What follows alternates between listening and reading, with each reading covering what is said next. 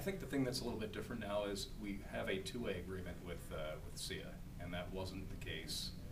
We had 5 or 6 years of battle between the NCTA and SCTE on how to do two-way.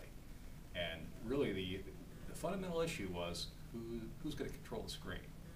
And the SCTE guys didn't want to implement OCAP, as it was called at the time, because from their perspective it allowed the cable operator to usurp control of the user interface. And so it was actually fairly monumental getting them to sign that agreement. I think the advertising models that can move across both the network and the client set-top, moving from on-demand to broadcast to content off of DVR and a set-top box, allows an advertiser to use all of those platforms to deliver their messaging. It's going to be gradual, and what's going to happen is if you look at these set-tops, they tend to have 7 to 10 year lifespans. So we have set-tops out there that are 10 years old.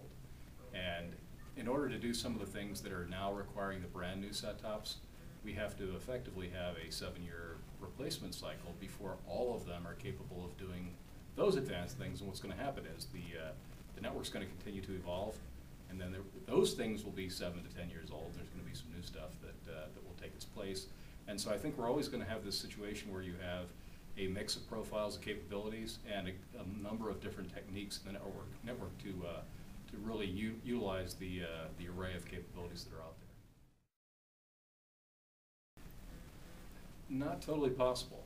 At some point in time, these things, when you if you think about your PC at home, for example, in the early days they thought 64K of memory was enough, right? And they quickly ran out. So no matter what we do in terms of hardware, the software people will find ways to fill it up, and fill it up within the first few years, 5 years or so of the life cycle.